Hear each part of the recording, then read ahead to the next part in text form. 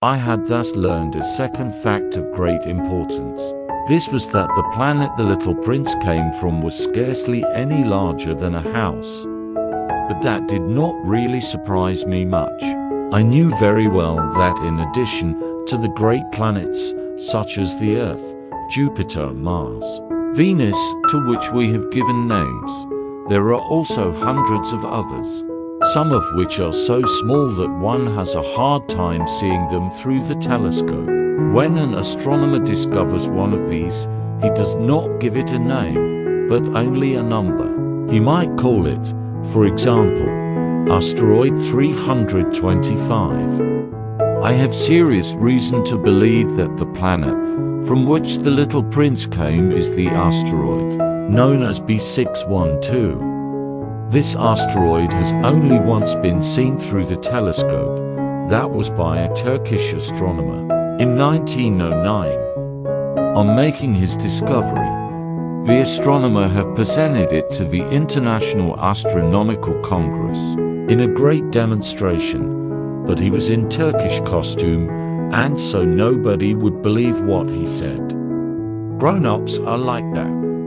Fortunately, however, for the reputation of asteroid B612, a Turkish dictator made a law that his subjects, under pain of death, should change to European costume.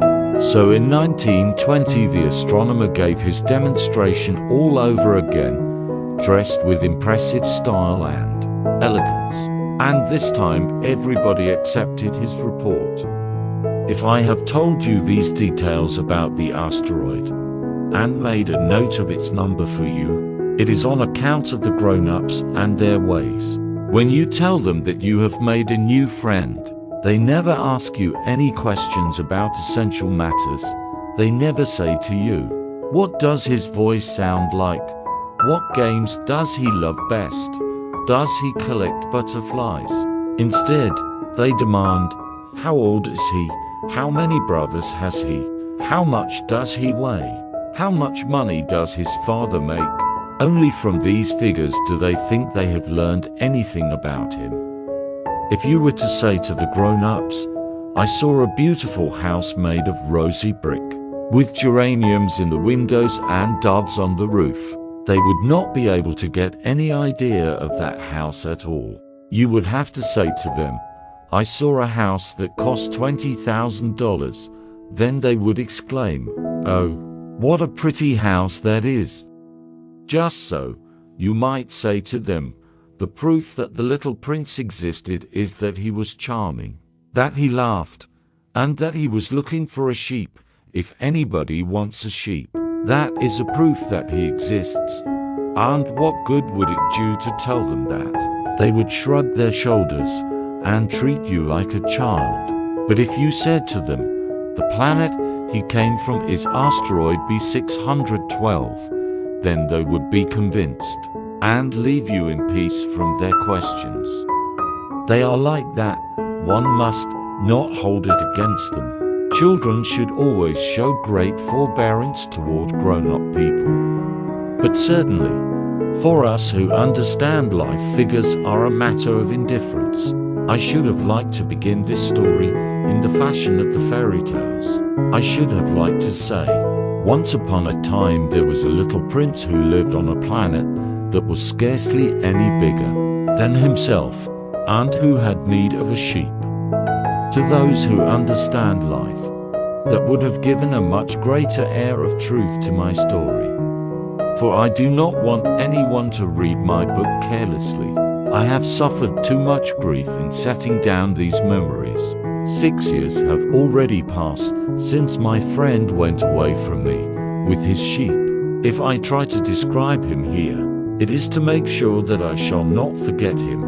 To forget a friend is sad. Not everyone has had a friend, and if I forget him, I may become like the grown-ups who are no longer interested in anything but figures. It is for that purpose again that I have bought a box of paints and some pencils. It is hard to take up drawing again at my age, when I have never made any pictures, except those of the boa constrictor from the outside and the boa constrictor from the inside. Since I was 6, I shall certainly try to make my portraits as true to life as possible, but I am not at all sure of success. One drawing goes along all right, and another has no resemblance to its subject. I make some errors, too. In the little prince's height, in one place he is too tall and in another too short, and I feel some doubts about the color of his costume, so I fumble along as best I can. Now good, now bad, and I hope generally fare too middling. In certain more important details, I shall make mistakes also, but that is something that will not be my fault. My friend never explained anything to me. He thought, perhaps, that I was like himself, but I, alas, do not know how to see sheep through the walls of boxes. Perhaps I am a little like the grown-ups.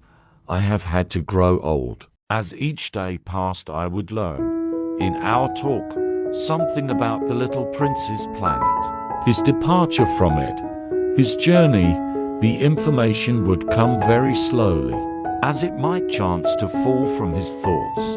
It was in this way that I heard, on the 3rd day, about the catastrophe of the baobabs. This time, once more, I had the sheep to thank for it, for the little prince asked me abruptly, as if seized by a grave doubt, "It is true, isn't it, that sheep eat little bushes?" "Yes, that is true."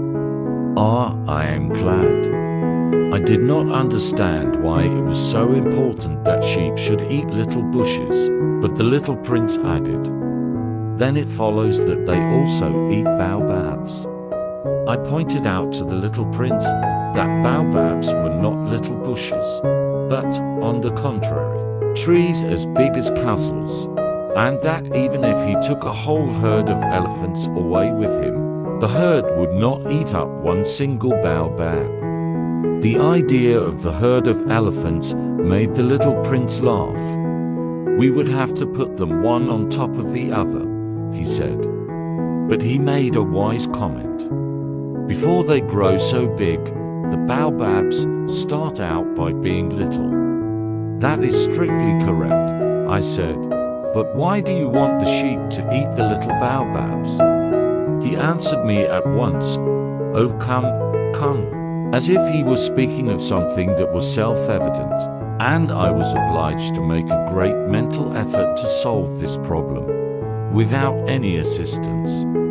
Indeed, as I learned, there were on the planet where the little prince lived, as on all planets, good plants and bad plants. In consequence, there were good seeds from good plants, and bad seeds from bad plants. But seeds are invisible. They sleep deep in the heart of the earth's darkness, until someone among them is seized with the desire to awaken. Then this little seed will stretch itself and begin, timidly, at first, to push a charming little sprig inoffensively upward toward the sun. If it is only a sprout of radish or the sprig of a rosebush, one would let it grow wherever it might wish, but when it is a bad plant, one must destroy it as soon as possible, the very first instant that one recognizes it. Now there were some terrible seeds on the planet that was the home of the little prince, and these were the seeds of the baobab.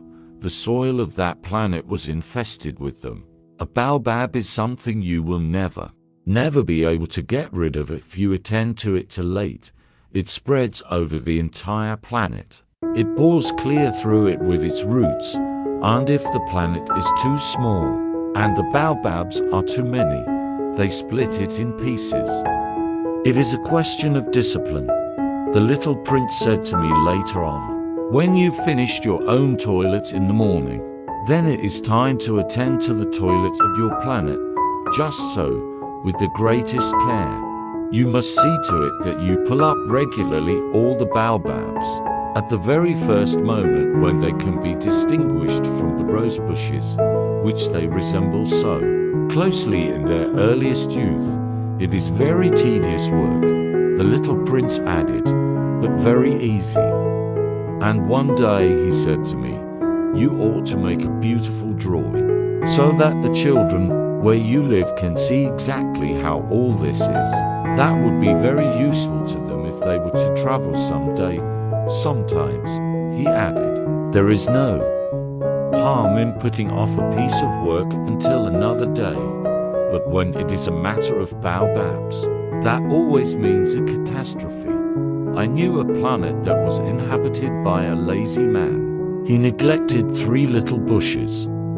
So, as the little prince described it to me, I have made a drawing of that planet. I do not much like to take the tone of a moralist, but the danger of the baobabs is so little understood, and such considerable risks would be run by anyone who might get lost on an asteroid, that for once I am breaking through my reserve. Children, I say plainly, watch out for the baobabs. My friends, like myself, have been skirting this danger for a long time, without ever knowing it, and so it is for them that I have worked so hard over this drawing. The lesson which I pass on by this means is worth all the trouble it has cost me. Perhaps you will ask me, why are there no other drawing in this book as magnificent and impressive as this drawing of the baobabs? The reply is simple. I have tried, but with the others I have not been successful. When I made the drawing of the baobabs, I was carried beyond myself by the inspiring force of urgent necessity. Oh, little prince, bit by bit I came to understand the secrets of your sad little life. For a long time you had found your only entertainment in the quiet pleasure of looking at the sunset. I learned that new detail on the morning of the 4th day, when you said to me, "I am very fond of sunsets. Come, let us go look at a sunset now." "But we must wait," I said. "Wait for what?" "For the sunset. We must wait until it is time." At first you seemed to be very much surprised, and then you laughed to yourself. You said to me, "I am always thinking that I am at home." Just so, everybody knows that when it is noon in the United States, the sun is setting over France. If you could fly to France in 1 minute, you could go straight into the sunset, right from noon. Unfortunately, France is too far away for that. But on your tiny planet, my little prince, all you need do is move your chair a few steps. You can see the day end and the twilight falling whenever you like. One day, you said to me, "I saw the sunset 44 times. And a little later you added, "You know, one loves the sunset when one is so sad." Were you so sad then, I asked, on the day of the 40 for sunsets? But the little prince made no reply.